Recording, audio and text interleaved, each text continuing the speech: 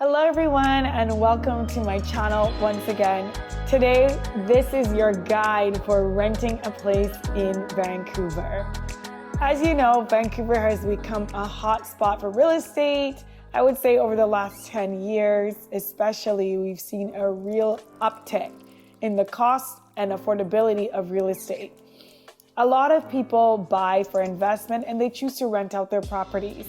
If you are new to this country or you have sold your house and you're looking to make a change and maybe go onto the rental market, there are some things that you need to be aware of. So this video is more for people who are trying to get their bearings and figure out what to do when it comes to renting in Vancouver. Renting in Vancouver is very competitive.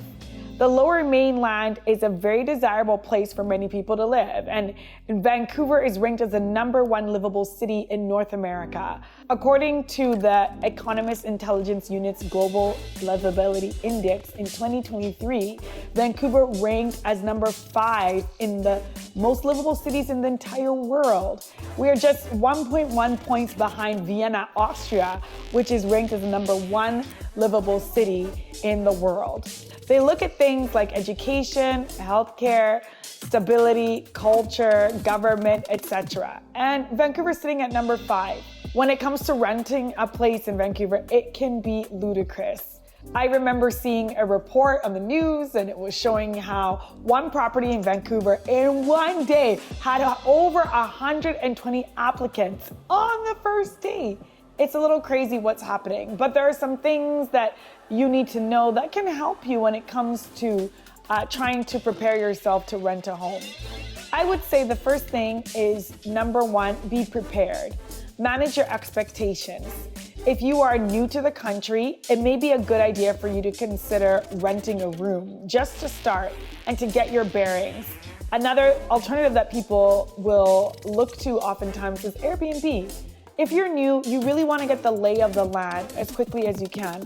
Trying to find a place from distance and from being far away, especially if you don't have any friends or family in Vancouver, it can be tough. So my advice to you is either get an Airbnb or rent a room somewhere that's short term before you actually get here. This will help you with credibility when you're trying to meet landlords. Oftentimes, landlords are trying to ensure that they are not getting scammed. And so they would prefer to actually meet you in person. Next thing I would say is be prepared to show your credit score. It's not abnormal for landlords to ask you to present your credit score or to show bank statements. And this is what we are actually required to do because we need to make sure that as landlords, we're protecting ourselves as much as possible from fraud and also from people who are unable to actually afford the rent that you're listing for. Oftentimes when you're looking for a place to rent, something that you can consider doing is telling your story. Explain in your message or in your email a little bit about yourself. Hi, I am a mother and I've got 2 kids and I'm looking for a 2-bedroom basement suite. I am going to be working at this place.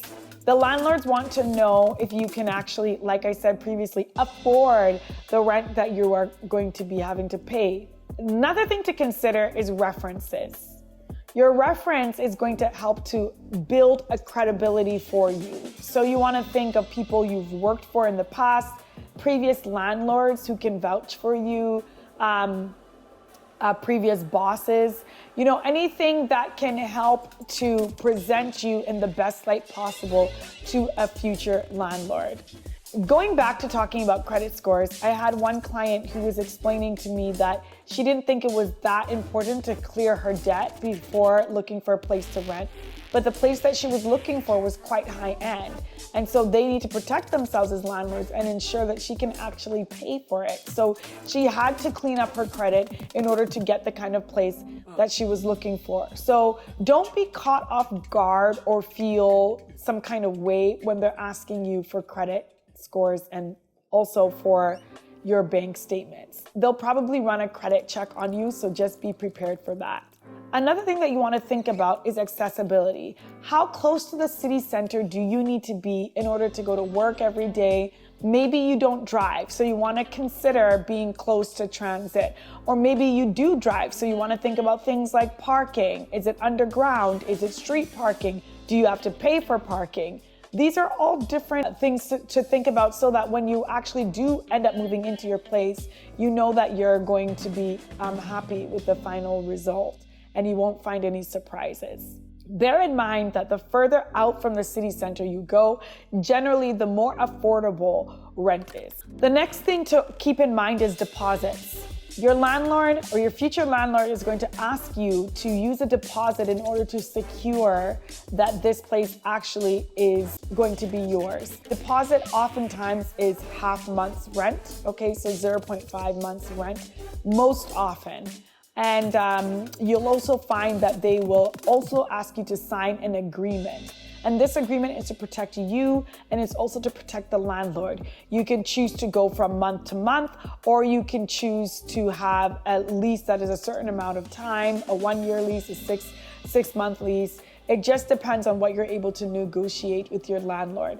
Some places will come with certain amenities, like washer, dryer, like the utilities are included, so these are things that when you are looking for a place, here's some good questions to ask the landlord. Lastly, it's important that you do know about the residential tenancy branch.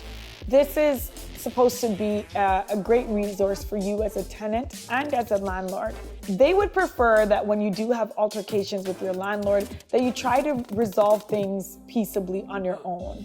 But if something does come up and you are unable to resolve it with your landlord, you can lean on the residential tenancy branch to kind of help you in cases of unfair treatment and other issues that may arise during the course of your rental agreement. I hope this information was helpful to you. If you have any other questions, please feel free to reach out to me. My website is rosalyndoronese.com, or you can also email me at hello@rosalyndoronese.com. I hope you have a wonderful rest of your day. Please don't forget to comment, like, and subscribe. Thank you. Bye.